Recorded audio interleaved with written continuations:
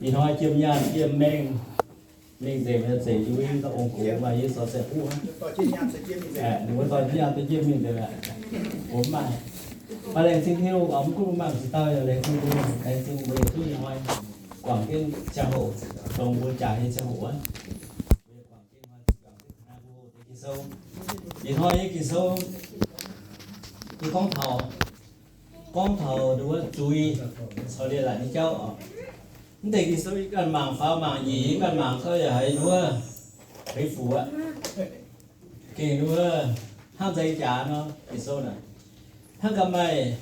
đi tàu miền có như vậy phải nhiệt tàu cần miền cần có như vậy bukan bukan tàu phải rồi cái gì yêu hết gì buồn thì hoa cái số mày liền nó để có tàu chú ý sau đây là nó chú ý buôn mua ba miền chủ tài sẽ về là chú ý đây là dẫn tới buôn mua tài mà chú ý buôn mua tài sẽ là chú ý công trình buôn mua ba miền chủ tài ba miền chủ tài mà bấm xe đi miền bây giờ là giảm con thật luôn giảm tụ mà bây giờ là sẽ tụ với hoa chú ý hai miền và tụ chọn cái mạng cả đưa kỳ sâu ha cả con mua hai em đồ quạt đồ một cái sản tụ liu chiến có ví dụ có quạt liu đồ cái sâu liu nó cũng câu hay tiếc cái thể bị nhau nó đi sẽ bền em bền để ta sẽ là phụ nữ mình có chí mà có thể là hắn nó tóm mai là con nó tóm giống mai chuối đây là sẽ liệp tai sẽ về lấy sẽ bên lấy là cái bố thì không miễn biết số chuối bố bà hắn đâu bố mình hắn đi cho bà hắn tóm cho nó cho chuyện bố bà phải sai giống chú ha nó sai này bên lấy là thế này thì tôi hắn đâu đôi vẫn cứ mình đó bây giờ mình tháo nó có bộ bom đô bố bà hết chuyện sai là hết chuyện lấy này bố bom cái gì này đúng không bố bà đâu bom tay nhé bố hắn tháo bố mình khói giàu bố hắn chỉ bể chứ sao họ bố gì có khói bên dài bố cho mấy chiều bố giàu thử bố mày làm sai xuống chứ có không thể toàn nó mà sợ thế này con bố gì nó ngoài quan số hắn làm bố thời điểm làm thì cho nó này giàu thầu bố em sẽ giảm số họ bên cháu bố ba mẹ nó sẽ giảm cho bố mai đây là con chứ bố thế sao bố lô hoa bố mai với lô hoa miền lấy bố bông mai đây là con bố khá bây giờ mu tại mà hùng cha để con chứ bố ý sản bố xem thì ru mà khi sơ như này là cái bố có hay nhiều hay bố số tôi hay nhiều số tôi hay nhiều số hay bên suy hay to bố đó tôi nhiều hay nhiều tôi bố hay nhiều bố học số hay nhiều bố học số bố ba miền bố quạt tôi chỉ tôi khi sơ như này là quầy giáo tôn bố ba miền quầy trò bố ba miền đây là xem xây liệp tại quầy trò ở khu miền phải miền lỗ miền đây là liệp tại quầy trò mất bị hiếu như miền hay chỗ tỏ với miền bố mạng mò hoài miền cũng chủ yếm đây là cái đĩa xe quầy cũng mò hoài cũng mò hùng cha lệ cũng mò kỳ sơ lệ bố yếm đây là cái đĩa hắn là bố mạng cái gì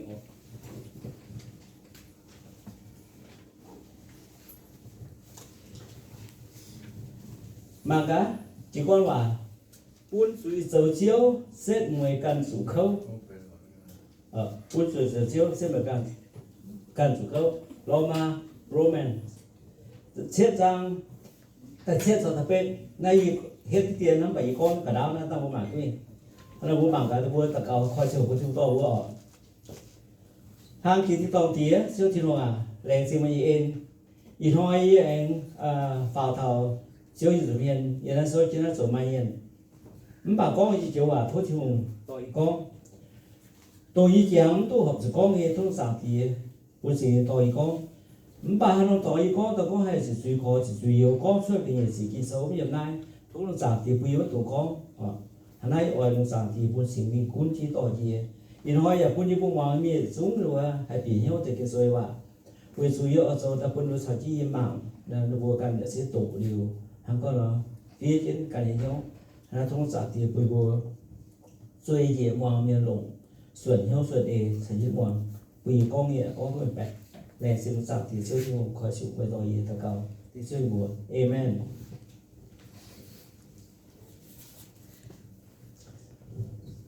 mà chỉ chuyện đấy họ yeah đúng à mua miền luôn như thế hay chơi vào biển có thể mua tổ chức như tuy nhiên có 2 triệu miền những bị hơn đâu mảng chơi đồ mua mảng cả kỳ số nó có về dây quả mua nhiều mua ở chuẩn hang nó có lên là căn bám suy phái su mất dây bà sự con mất dây về lên là hiếm mấy hiếu tu hay dùng bên suy sự con lên là nó con mau cả nai mất tụng mau cả nai yê chiều mấy hiếu tu mau cả nai thang hải nó mua mảng kỳ sâu bà chia nó toàn con thở mau cả nai ở nhưng mà mau cả nai xe đua bùa nhẹ hô hô chỉ làm tổng với chiếm số á ngồi chơi nhỏ mau cả nai bùa nó cũng mau là cũng hiếu mà mau cả nai mình hiếu cái gì tu tệ ở tu tệ mau cả nai hay bên chui kỳ sâu có mau cả nai mà tệ miền chu lê thì luôn nhỉ hay chiều à nhưng kỳ sâu có hắn nói giờ sẽ giảm có mau cả nai chỉ làm bùa mau bùa cần mà như bún qua chứ không phải mau miền gì bùa quần miền cha đi hồ rồi miền mai béo cũng mà chia rồi bùa hà ông mấy chiếc miền gì mà tế du niệm ở mấy chiếc cái miền mau không bún mai bùa cần mai ở tế bún qua nhưng bùa số hai niệm nhưng bùa hai nhưng tập bùa là hàng nó bay giá thôi nó bây giờ mảng suốt他到给孩子走我没有把kỳ sâu giàu bùa con kỳ sâu cũng con tụ mau cái này xuống đi tụ mau cái này làเป็นsuy hàng nó của mà cả kỳ sâu là con na sẽ con mình bẻ nhé nhiều con xiết nhé ở tập biết hay là con suy bà lên là số con lo chẳng bút gì mau nai mau á sự con mai lệ là suy chiều nó có ra hẳn nào được không nhiều suy chiều tài mẹ Yếm cái gì yếm sâu cái gì bao nhiêu chết hả nếu mà thật nhưng mà cái đó sẽ chứ năm tệ như sao không thật là cái đó sẽ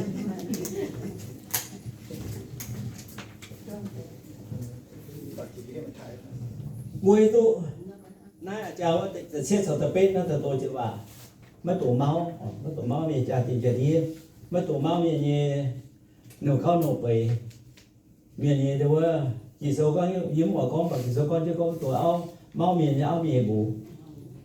máu miền trả tiền máu miền ngô miền mà miền mai cái đấy bùa mai phải chỉ bùa quang như vậy bùa mai hàng hải bùa anh ấy nhỉ bùa sụt thiêu sẽ phúc bùa hải bùa bây giờ chúng bè quan bùa thắng bây giờ mà anh ấy bùa tổ máu chỉ đảng hỏi dùng căn thực hiện quá đây là hợp chủ buôn miền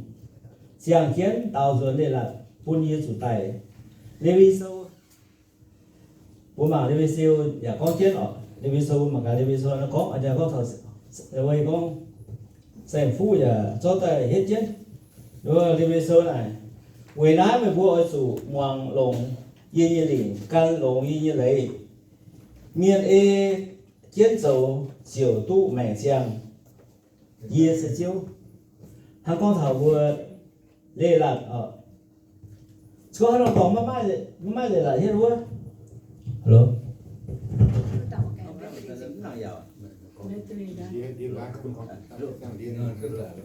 nó tại đó alo như là ghé cái trang không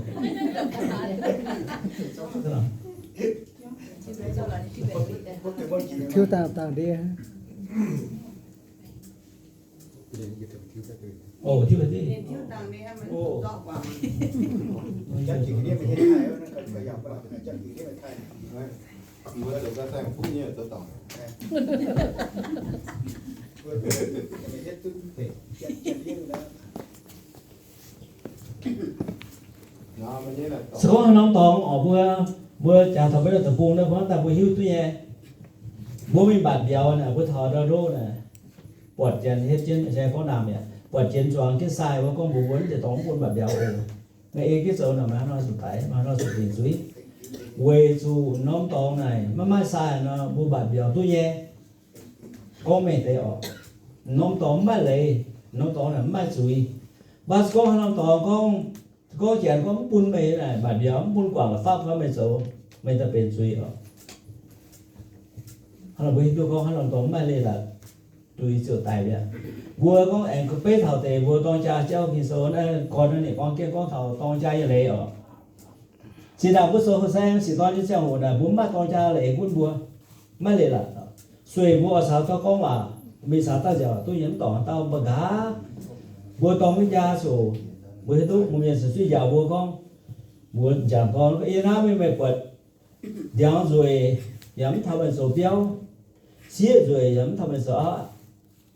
xía vua con xía như bà con yên áp với mẹ quật như rồi dám thao bên số số mẹ quật con rồi dám thao bên số vua với dùng bữa mà như tổ này mẹ tông với cha mà tông cha lại hạt cho mẹ thì nam mày áo quân của quân áo mai lệ hạt trên bùa lệ quê trên bùa lệ quê chứ bùa yêu hoang của người bùa yêu mua bùa cho họ thiên hùng hắn này có muốn tông cha mới là quân bùa bùa ba miền là bùa giang cái số này là quân số bùa tài miền đây là gì tài miền đây là quân số bùa ở bùa xuất nhỉ hắn này bùa bẩn mình mà tôi mình nhau à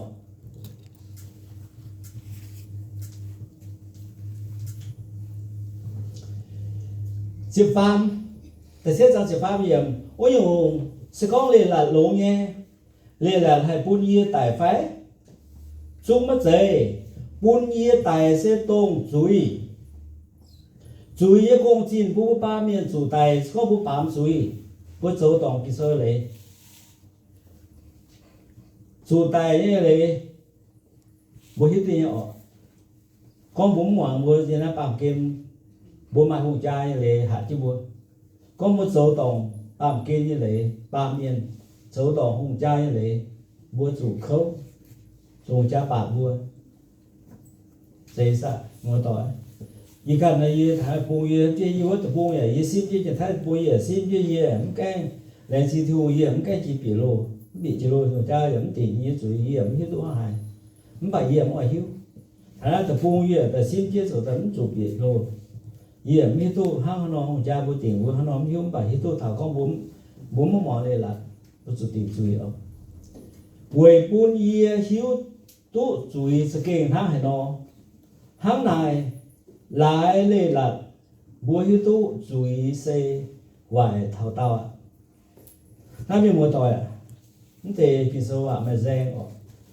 thế đây là phong bố chủ tài phái và cái số phong mê cũng sẽ rồi phong bố tài sẽ tôn chú ý có chú ý đua hát tao lồng hát tao rồi đi no hát tao hay sụt khâu nên sẽ giảm vốn hát tao tự nhiên và mai số của hai tòng nhé hai tòng bao tòng bao kia như đây là cùng gia tiền biết chú ý bao bữa tòng thì sôi đây là ha nó xếp muối thiên hùng chiếu mày rồi như viên của mày tỷ nguyên chú ý hắn đã cầm gì có mình mà tỏi do bùa mình để bùa tao con thảo nãy bên nhiều kỳ sơ nó con thảo bên đi tỷ hiếu ấy miền ồ tao một mảng cái mình đi tỷ hiếu ấy miền nếu mà những cái đĩa chiếm này pháp với con ha ở hết cho nó bên mình mà tỏi chỉ tôi mảng rồi tôi chọn cái hổ thà ra ha ý can số nhé ý mới mình bẻ quay chú ý ở số nhé ý giả mất số tao ruộng số đồng ý rong nhé nó mà hiểu về liền mà tôi mà ý tiểu hiểu nhé ở số hiểu giảm tiền ở số hiểu mình bẻ ở số quân suy cố chiến suy lủng cái bề mẹ cái xe hổ của hăng nó ở số hiểu buồn hiểu lủng cái buồn mọi số buồn hấp cho số lủng ở số xuất bài buồn điểm hai số mình bẻ buồn hết tiếng mình bẻ buồn suy quăng cái bề gì bố mới hiểu tu hiểu lồng hiểu vậy hiểu chủ hiểu tỏ bố thật là quay sớm sẽ giảm ý rằng vì na miền bố mới hiểu tu sẽ giảm là cái mai miền cái vẫn mình bẻ thấy nó sẽ giảm đấy chứ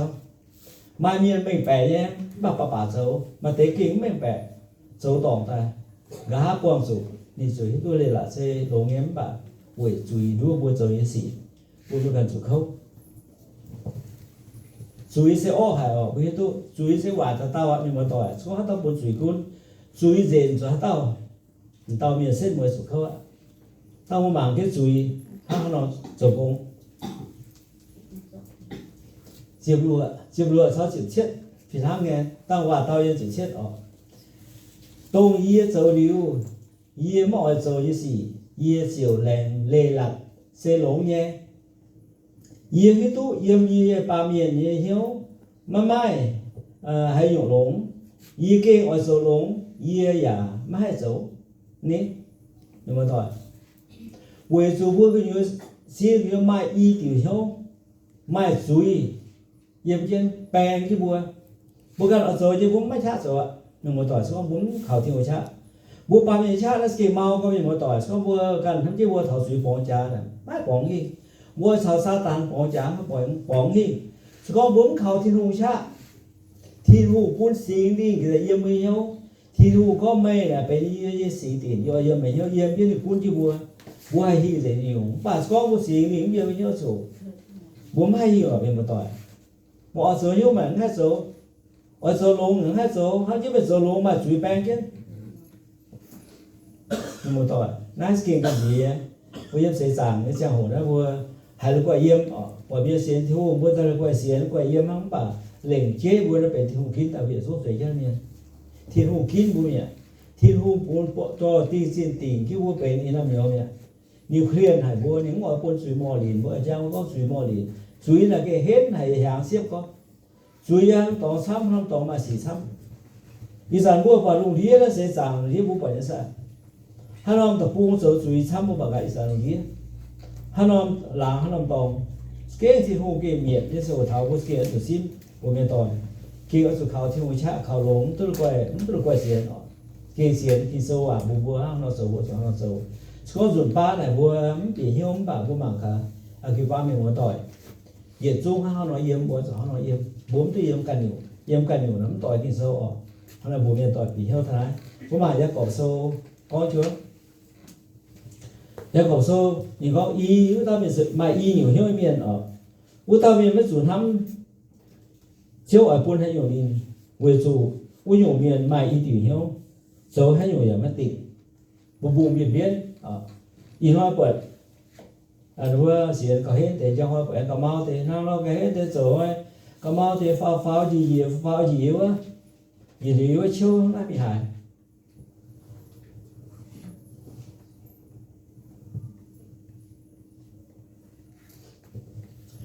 diệp chúa thay gì giết mai gì diệp mà diệp chúa thay gì giết à vấn đề là đúng không mà vậy là con ye ở chỗ ye khu sĩ ye ở chỗ bà tôn ye mà ở chỗ ye hòa sĩ ye họ chỗ chứng minh hắn là ye quật mai dùng lấy xuất tài ye chia hiếu ở chỗ lũng khủng hay chỗ xuất ở ye sĩ năng ye ở chỗ ye khu sĩ ye ẩm chỗ ha nói mình một tuổi bùi hiếu tế ở tế hòa này có bùi à tôi chưa chúng ta hiếu gặp gần này một lô rồi ye ở chỗ ye bây giờ ẩm chỗ bây giờ ở chỗ ye ở chỗ nhỉ ye mọi chỗ ye chỗ về chui đua bùi chui thang biển nó bị bây mẹ ta đua bùi bỏ chỗ lồng biển hay chỗ bà tôi muốn học chỗ ye buôn hắn hỏi chỗ ye nhưng mà tuổi hắn nói buôn hấp thỏm thì chơi giáo số chỉ đạo đúng không à cha chan như buôn mình có chỉ hóa cởi quỷ mà chúng tôi có biết buôn tây viên là mai chia to là nhận chứ sa ta đi tiểu muốn hiểu không hắn nói sa ta phế là một câu ạ có thầu nó ta cũng vậy lộn hay cháu buông họ sa tàn quăng cho mình xin bao hoài cho sa tàn khỏi coi chém buông mảng tôi mê phát được mảng tôi xin bố cũng quẩn này bố cũng căn này bố hiếu sa tàn này chiếu nhé sa tàn này chia lô nhé có quả lô ngon ngon ba miền hải tôi lô có ba thiên lô này xuân nhé thì có quả lô thì có phải mua lô ngon là món hải món chiên mai xuân mua ba bố hay món tổ món tổ sa tàn này chia bố nhận tổ sa tàn này tiêu ta bố có thờ chuối lỗ lỗ cái đấy đưa bố quẻ tiêu cái chàng thờ chuối lỗ lỗ cái đấy đưa bố này chuối lỗ bằng ở đây là chuối bằng đây là cho con mỗi chỗ bản biểu miền nhỏ nhiều con siêu bản biểu thì hiếu gì đó biểu nhận không xoay bơ ở nhận cha con sĩ ở nhận năng dụng đó cha con bẻ con sa tan bản miền ta ham nó mình mới tỏi khi tu ba miền ham nó tòng bao nhưng to là ta bản này ham suy yếu mình do cha con bản xoay bơ sa tan chứ hát tao luôn mà nó tòng bao để làm miền nó mày dùng bao hiếu mày dùng bao cho con thảo đi qua bao thì cháu mày dùng bao thảo sẽ giảm rồi cháu bố quyển miền rồi bố mày chia quyển sự con hay nhiều bố miền bao nó tòng sẽ tao miền mai ở nhiều cháu mà thế bao cần nhiều mà thế bao hẳn xia hẳn ton như sự to xia to ton là nhiều mày thang bố to cho con bẻ miền bài biểu vì tôi con sa tan nó bảo quay hay mình mà tỏi sa tan này hay quật gì vì hiếu hiếu tu bùa nó tỏ mau này hiếu nhé thiên hương này hiếu tu bùa nó tỏ mau này hiếu nhé không phải có muốn khảo thiên hương muốn hay gì muốn tu bùa sa tan bản bùa tôi dòm tôi nhận rồi sa tan này chịu sa tan lò khu hay cái này lò lông hay cái này đua vào chui ở nó ta không phải rồi chú mang gì xếp gì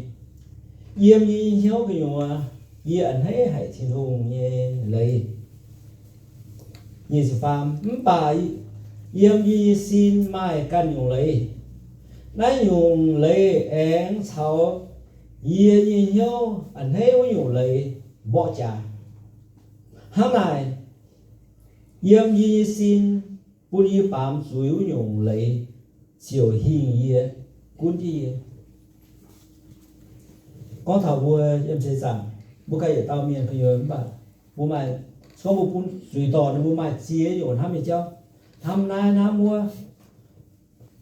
cuốn suy tỏ bùa ở hôm nay buổi lại bùa máu em cái đi hiếu hẳn dấu sau chui bong trà sau chui bó trà bùa khẩu thiên hùng cha bùa nói hí mình mà tỏi thiên hùng có ý cần mà cha năng mày sẽ máu hay mà chủ mong lông như liền ê chứ dấu thiên hương cậu thể mua sau chuối bó trà chuối kề hết hải xuất đến thiên hương là mát tao nào tôi đi bố ba miếng nào tôi loại mình mà tỏi không có được số phiền xe mà mấy bông tiền không mấy cái nào tôi sa ta nào tôi chuối đó mấy kia ở chủ diệp chuột kia diệp chuột yếm thiên hương chủ nhiên phụ số đi hà na với tôi con bùi hiếu mà yêu bỏng trà bùi giờ lô muốn hết giờ quậy thiếu bùi áp để sau chui bỏng trà chui áp chứ bùi chui lô bùi giờ đi nấu cao hỏi bùi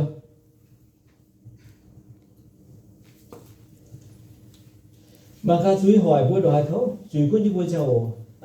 giờ cái khâu hay tao hay dỗ ye lê đút nái hay tài như xin trồng sinh thiên hùng niềm buồn bùa như diều chiếu buồn bùa như chiếu như suy chi tủ diều xuất ye ôi nhung yếm y hiếu dội ê trên thiên hùng ê dấu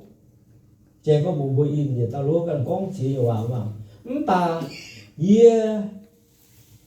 ye chiếu ba miền như hiếu dấu khung can buồn ye bám chui ôi nhung lệ thắng trẻ có thể buồn giờ tao miền hát cần bukan không cần tao bố em quên bukan còn đông miền hoàng đi rồi chơi quên buồn hoàng không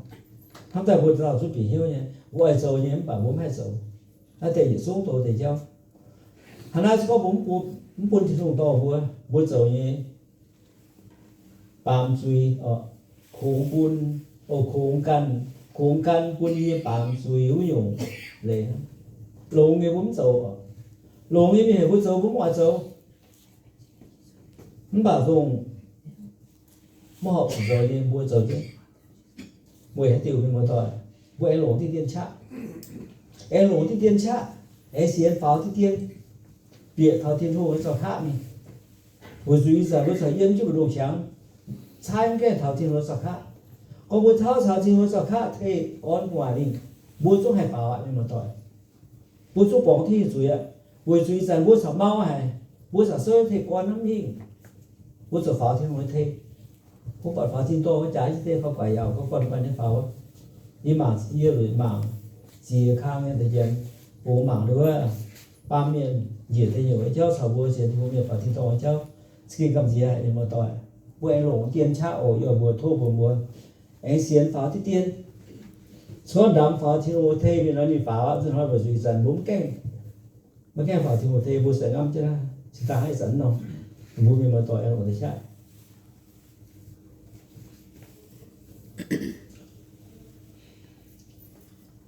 第一可以做，那是保羅phía本可以做第一這點哦，你講yên hấp hành như có yêu à,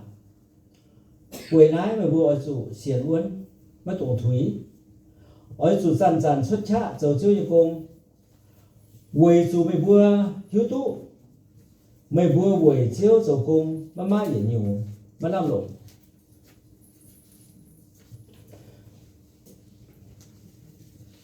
Buổi chiếu dầu công miền nhưng mà tỏi nhiều con một bùa, nó làm nhau hay con là buổi sẽ xiển pháo thứ tiên. Mày vừa sử xiển uốn, nó tổng thúy, nó cuốn nai pháo, sau chưa thời con mà, nó tôi kèn thúy ở yếm trên này, bây giờ cào thôi trên, chỉ bao ta cào thôi trên bùa, màn hoi bữa ở pháo ta, thì chết dầu, nhìn hoi mày vừa kèn dầu, nó bảo muốn từ thăm, từ giàu, màn non hoi, nhìn hoi muốn bỏ đi vừa sâu na, tiền hoi tiền hàng mua phải ta sâu na, nay muốn gì thì sâu, nay bùa hát tao để sâu tuy nhiên. Bây vốn rồi hỏi là thầu mua phải sâu ạ, hắn hỏi vốn yếm trên chuyện như mà mua phải sâu rồi này, tao miền mai để pháo thụ, chúng bảo mua sự kiện xiển luôn, hắn sâu vào xiển luôn, cái sâu, ở chuyện anh cao chiên tí tiền, anh xiển cao hến tiền, bố bịa thầu bịa thiên hùng cái bầu mi, ý xin đáng hiếm bịa thiên hùng bầu, xem vào mua xem đúng hoàng bữa chuyên tối yên lắm thì bỏ suy nghĩ mong là hay là quay có chiếm phố ha có điều gì mình số đó miền này đây hoa được sự tổ có nhiều hiền lắm chẳng thì bữa miền lắm nào rồi để cho mấy cao rồi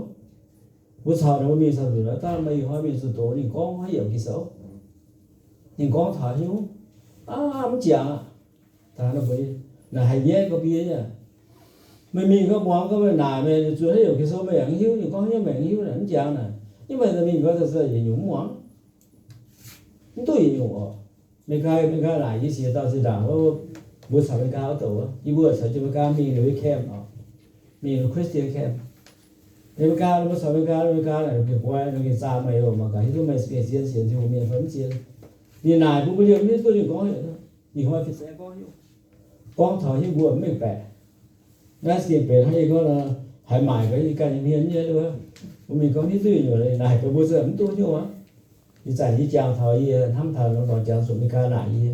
bây giờ như là buồn bây xuống con, Hà Nội sẽ có gì rồi anh là buồn mua mảng một căn tổ, thì con là phép là chỉ nè ạ, bằng một căn tổ sẽ chết tổ như là mua cà phê như lòng thế, bữa nay sẽ thì nhắm bà như nhún, hoặc buồn sẽ chỉ phí nhau, nam bằng tình Timothy phi như tình sẽ tiền mai hòa anh ấy có bà mấy căn yếm màn xì ở chỗ quân chiến căn ở chỗ tia khâu nàn ở chỗ số chuẩn tổ miền như công thiên hùng phái mà ye mấy số như công nhung ở chỗ số tháo dình nhung ở chỗ tháo dình số tháo chiang tôi số tới quảng tây số thế mà phim nhiều em ở số e chứ thì số yêu ạ số thao dệt số thao xiang nom thơm bố mai bố bị tai bố số thao tiền nom thơm miền kín bố xuân ạ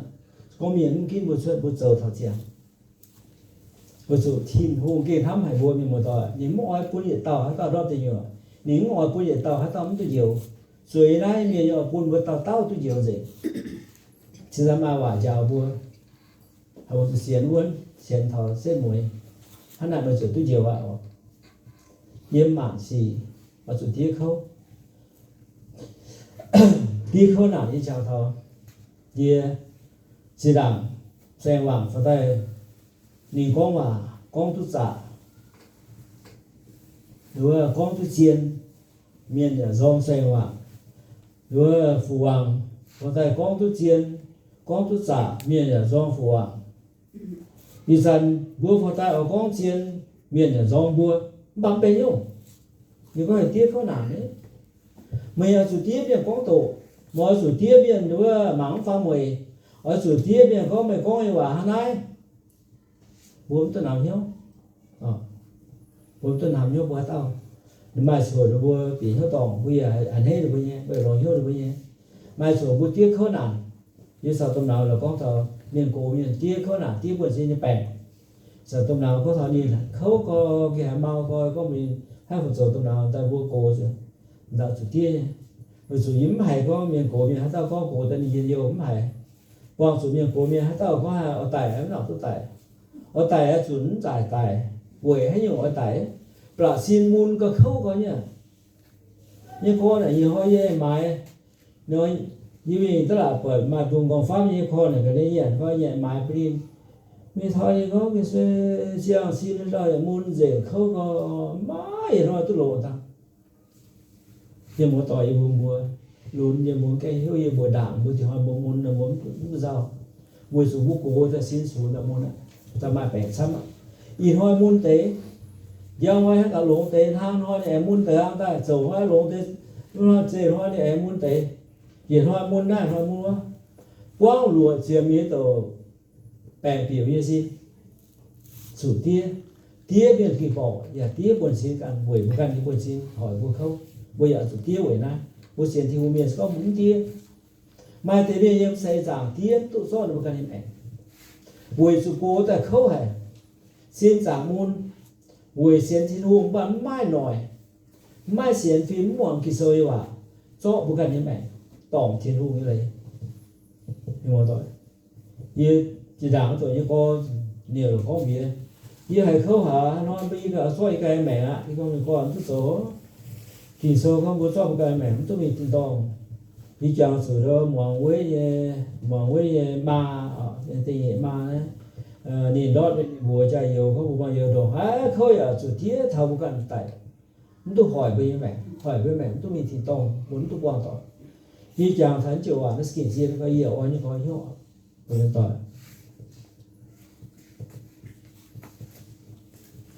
vì thế gì nó dấu thế vừa tao chứ này ngoài xì dền chủ hình hay tao vừa tao chiều chủ khâu đúng không bằng cả mà như vậy đấy vì thế phi thế sẽ phiền đã để giờ trả lời về phi xem lẽ buôn miền tu buồn coi bảo nhìn vua cần dấu ngoại xì nhìn đầu cao quê dụ hãy dùng hi miền chiều dấu nhổ như nào ạ hãy dùng hi miền chiều dấu như nào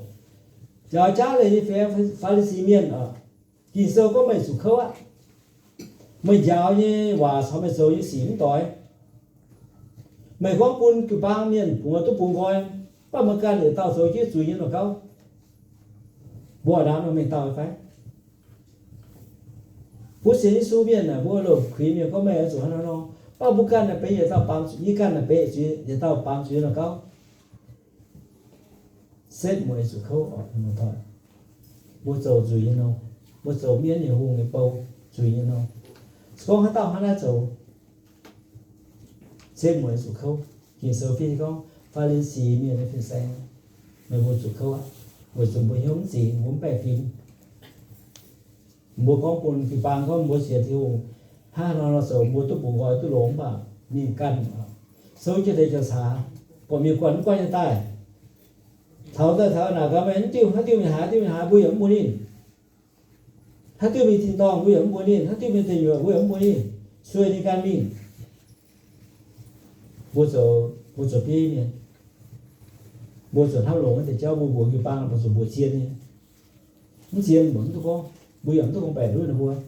mua số như xì sao có cái hoài ở số tỏi nhé tôi số như xì cả nhiều con cả nhiều cũng cái băng mắm suốt thì có cái băng mắm suốt thao năm bảo bùi là bùi gì nào mà miền tàu bảo bùi tàu phía sai thì có phía là không phía là như cái đó phía có này nọ như nọ mà nhà nhé như là bốp nhắm dây bốp nọ nhắm dây nọ bố số phiền xe số phá xí phiền xe hàng nó chiến cha cũng bị bao miền mảng chứ tao miền số xí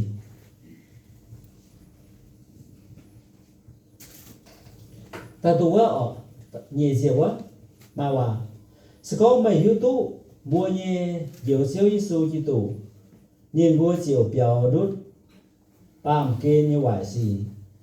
bà gá em su đã tế hoài xì dền su hình mua u tế miền xét muối cao khâu chỉ xin đảng mà cái yếu tố Giêsu Kitô như thế hồ不光他我写的书讲我不讲的哦，也蛮就我写的书准备出，mà写的书也写呢，每一堆书还有吗？还有呢。把个哈不不干你跳走，天空比较做不一欣赏，佢要 feel 人，注意佢要為嘛，因為後面教我嘛，他被你教壞嘅事，買貓嘅教要以後佢要天空，佢不做出點樣？個哈係做壞事人做過。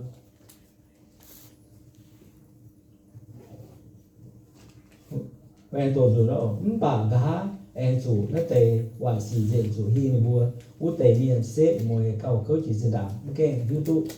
Giêsu Kitô như cha hộ cầu khấu như một tỏi tàu tàng sấm nặng khấu bằng ha em cầu khấu ha nó cầu khấu như một tỏi to ạ mà như này Luca phi tiền ở nhìn chiều với đủ tệ nhìn chiều duẩn nhìn quạt nhìn nhẹ lô béo phốt giang rình bền xuống nghe như thế rồi nhìn chiều em mình lo xìa tàu miến cầu chiếu chỉ nhìn tại sao chết đi bìa u la miền như xin em u la miền chiều cầu khâu chỉ là thì tôi nhỏ với tôi bố bèo thì thu này bố bèo thì thu mà tao thèm bố mà tao liền bố miễn bị tại em chứ sao bố nó không có khâu bố em chỉ đau từ bụng hoàng nghe hay ta chèn ho thì có bố em chỉ đau từ bụng xuất tại sản nó bố chuẩn mình má như vậy bây má như lộn bố bố em nó từ bụng bố xiên hết bố ta rồi xiên lộn cái dầu có bố mẹ cái dầu cho hổ nó tàu miễn suy nhiều có thể cùng hoang một số dần phi xe chuẩn xuất miệng nhiều các cùng hoang lóng cho tàu em nhẹ ta gang chuẩn rồi mình bỏ đi béo này không phiếu giang không nhìn anh xuất ta gang mình ló xìa tao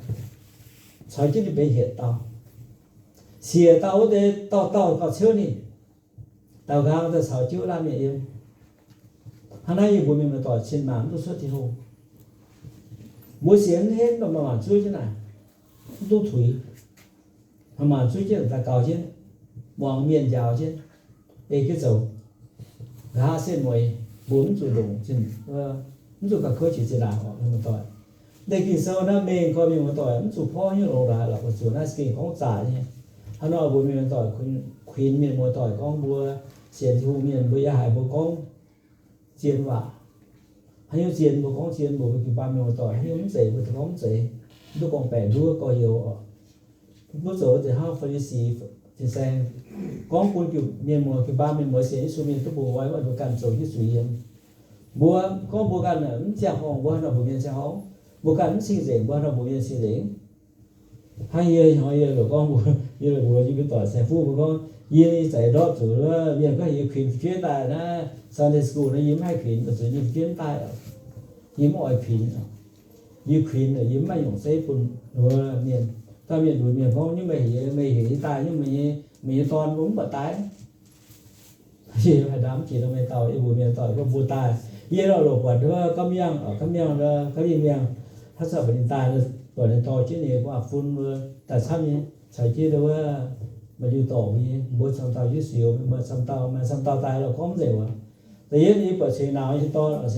như sợ này có mày thôi mày lôi tao rồi đi đi đó mày chỉ đi rồi to mày rồi miền mày này còn mày sao hỏi tao là kiện xã hội còn kiện khác anh mà mình học tới chúng ta xemอย่างsẽ nào để tìm bộ bởi ngoài là kiện một cái hay tổ tức lùng đây thì anh thấy có hắn ai đùa làm chi một tỏi ạ đối thì hoa kỳ sơ là gì vào đây có cái mình đến hiếu bản đùa ý thế chứ là của mình một tỏi cần sẽ tiếp tục điều thì mình đùa chọn cái lùng vì cần nắm hay con như tôi mình là cùng một căn mạng của rồi sớm sẽ phi sang như là con mình nghĩ ra số xếp của một số cái mạng căn quật một số tây con thầu một căn bị nhau anh ấy đưa lên chuyện về xuống thôi đưa chọn cái màu này con người sơ thì vừa nói ở là một quấn ở số thì tàu chia cho chúng ta xin sẽ em thì thôi cần rồi để điểm rồi mà sơ ta cái mà chi nhiều nếu con giáo viên sơ họ như cháu có thầu lệ là như cháu thầu lệ như cháu thầu chùi như cháu có những